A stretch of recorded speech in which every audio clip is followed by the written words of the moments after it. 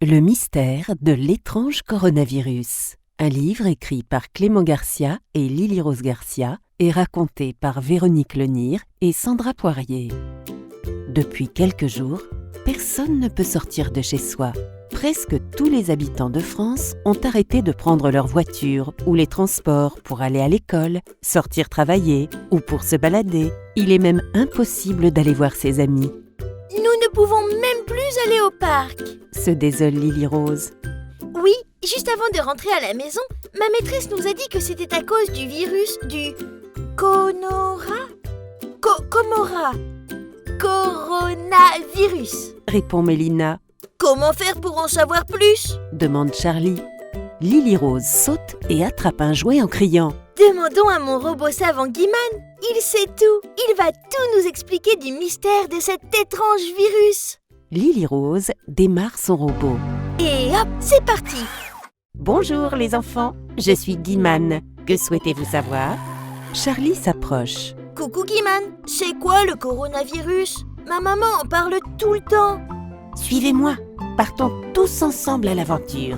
Je vais vous révéler le mystère de cet étrange virus dont tout le monde parle et même comment vous pouvez le combattre. Guiman prend un microscope. Regardez les enfants, un virus est un organisme infiniment petit. On dit qu'il est microscopique car il est si petit que personne ne peut le voir sauf avec l'aide d'un microscope. Guiman ajoute, en entrant dans notre corps, les virus agissent sur notre santé.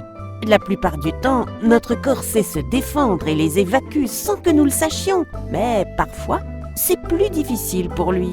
Et les virus peuvent nous rendre malades.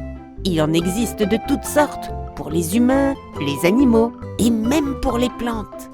Mon papa m'a dit que nous sommes souvent en contact avec les virus, même à l'école. Ajoute Lily Rose. Guiman poursuit. Oui, ton papa a raison.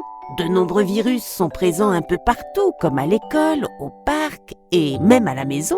Sans le savoir, si tu les touches avec tes mains, ils peuvent ensuite rentrer dans ton corps en passant par ta bouche ou tes yeux.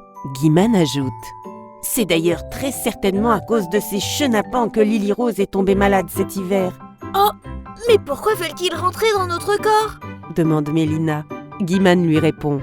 On dit qu'ils nous contaminent. Les virus, comme le coronavirus, ont besoin de s'installer dans le corps des personnes pour se multiplier. C'est ce qu'ils aiment faire. Plus ils sont nombreux, plus ils causent des problèmes, comme le nez qui coule, le mal de tête, la toux ou le mal de ventre par exemple. Pourquoi l'appelle-t-on coronavirus? Demande Charlie. C'est tout simple, répond Guiman. Quand les scientifiques l'ont découvert avec un microscope électronique, ils ont remarqué qu'il avait une étrange forme de couronne. Alors ils l'ont appelé corona, qui veut dire couronne en espagnol. Contrairement aux autres virus comme la grippe, les scientifiques ne connaissent pas bien le coronavirus. C'est pour cela que parfois les mamans et les papas ne sont pas très rassurés. Mais c'est normal. Oui, c'est vrai qu'ils en parlent beaucoup, répond Mélina. Guiman ajoute, comme les autres virus, le coronavirus peut nous contaminer et nous rendre malades. Il est même plus fort que les autres pour ça. Il peut plus facilement voyager d'une personne à l'autre. La plupart du temps, les gens l'attrapent sans tomber malades. Ils ne savent pas que le virus est en eux et le transmettent aux gens autour d'eux sans s'en rendre compte, en toussant par exemple. Guiman donne un exemple. Ici, dans les transports, tout le monde est serré. Si quelqu'un est malade, le coronavirus peut facilement sauter d'une personne à une autre ou se poser sur un objet et contaminer une personne qui viendrait à le toucher. Les gens peuvent donc facilement l'attraper ou le donner à quelqu'un d'autre, répond Lily Rose. C'est bien ça, répond Guiman. En plus, parfois, sans que nous sachions vraiment pourquoi, il peut rendre très malades certains adultes. Ils ont de la fièvre, beaucoup de fatigue, des courbatures, mal à la tête et ils ont du mal à respirer. Heureusement, la plupart du temps, ils guérissent à la maison avec des médicaments. Mais parfois, leur corps est vraiment trop faible pour se défendre et pour bien respirer. Et ils doivent se rendre à l'hôpital pour se faire soigner. Mélina s'exclame. Sapristi, il faut dire aux gens de ne pas sortir de chez eux alors. Oui, tu as raison Mélina, lui répond Guiman. Pour réduire les risques de contamination et éviter que trop de personnes ne tombent gravement malades, un soir, le président de la République a demandé à tout le monde de rester confiné à la maison. Confiné? Qu'est-ce que ça veut dire? demande Lily Rose. Confiner signifie rester à la maison et ne pas sortir, lui explique Guimane. Ah, c'est pour ça que nous n'allons plus à l'école. Comprend Charlie. Oui, Charlie, tu as tout compris, répond Guimane. Et la raison est très simple. Si on ne sort pas de chez soi, on ne rencontre personne. Et si on ne rencontre personne, impossible d'attraper le virus ou de le donner à quelqu'un. Facile. Guimane explique. Tout le monde ou presque s'est donc protégé du coronavirus en restant à la maison. Les adultes ne se sont plus rendus au travail et les enfants ne sont pas retournés à l'école. Pour ne pas s'ennuyer, il a fallu trouver plein d'occupations, comme jouer de la musique, faire du sport, de la lecture ou naviguer sur Internet. Pour les enfants, heureusement, les maîtres et maîtresses avaient envoyé plein d'activités géniales pour tous. De leur côté, certains adultes ont continué à travailler à la maison depuis leur ordinateur. On appelle ça du télétravail. Pendant ce temps, les écoles, les magasins, les bureaux étaient vides de leurs occupants. Lily Rose s'interroge. Mais je ne comprends pas. Des magasins étaient pourtant ouverts. Oui, mais pas tous, lui répond Guimane. Fort heureusement pour tout le monde, quelques personnes très courageuses ont été autorisées à travailler pour aider les autres. Mélina s'approche de Guimane. Oui, ma maman travaille dans un magasin. Guimane précise. En effet, les employés de certains commerces, les soignants, les chauffeurs de camions, les banquiers, les policiers, les pompiers et même certaines nounous travaillent pour nous, malgré les risques d'attraper le coronavirus. Pour nous tous? Demande Charlie. Oui, grâce à eux, nous pouvons manger tous les jours, être soignés, informés et protégés. Par exemple, s'il y a un danger, les pompiers ou les soignants peuvent nous secourir comme d'habitude. Waouh! Ils sont un peu comme des super-héros. S'étonne Mélina.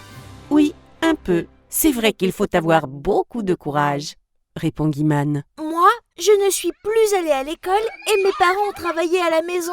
Ajoute Lily Rose. Comme beaucoup de familles, répond Guimane.